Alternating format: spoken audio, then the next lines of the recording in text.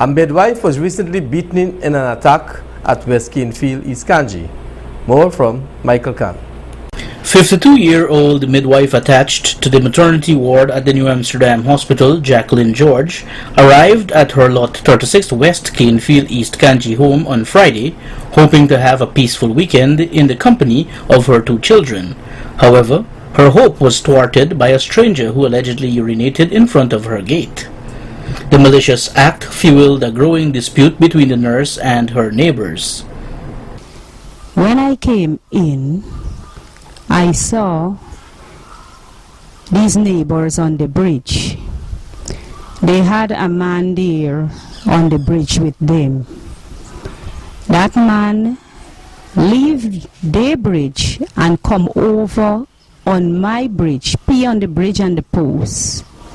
I then go out on my bridge and ask him why you had to leave your people bridge that you were standing on and come across here to pee.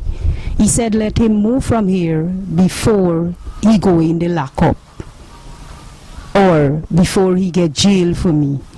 I said, you eyes pass me. This is not your urinal. You ain't supposed to come over here to pee. He said, let me move before I pee, before I go and in the lockup. George, who has been a nurse for 29 years, noted that she moved to Canefield settlement 2 years ago, and 1 month after occupying her current premises, known persons in the community began littering her environment.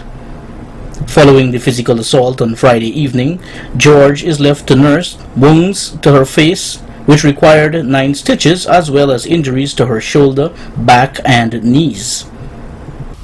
When he moved away, this neighbor started cussing me. When I turned and I asked her, hello, you calling me a whore? Can you spell whore? She said, you are a effing whore, you are a effing whore. Then her son come up to me and the son said, this afternoon, you is a effing jackass, you is a effing jackass, and he peeled the paper and the plastic bag, is a cigarette box and the plastic bag he peeled on the bridge.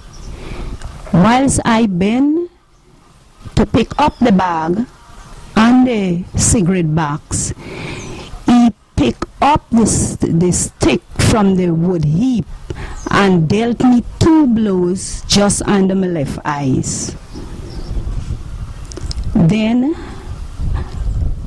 he scrambled my hair, and the 2 other brothers keep beating me on my left hand, my back, and all over on my shoulder.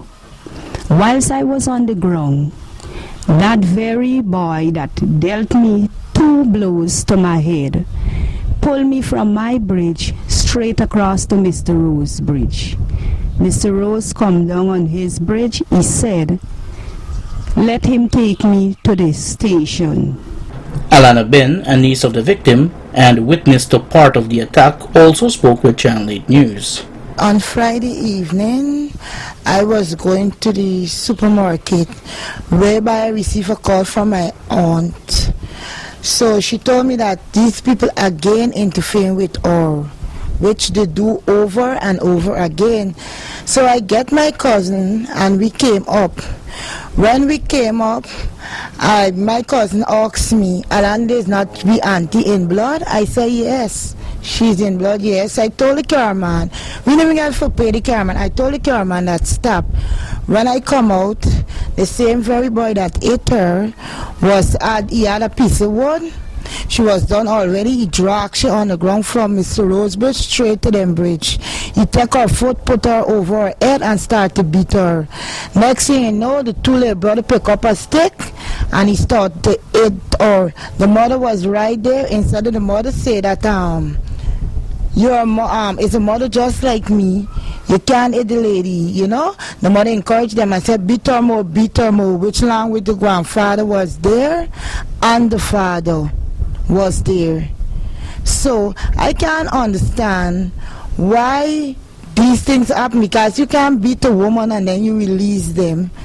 The attackers were described as one adult and two juveniles of East Indian descent, who were held by the Reliance Police and subsequently released. When apprised on the matter, Acting Commander of B Division Senior Superintendent Kevin Adonis, who recently assumed duties, promised to meet with the victim to determine what course of action will be taken against the assailants. Michael Can, Channel 8 News.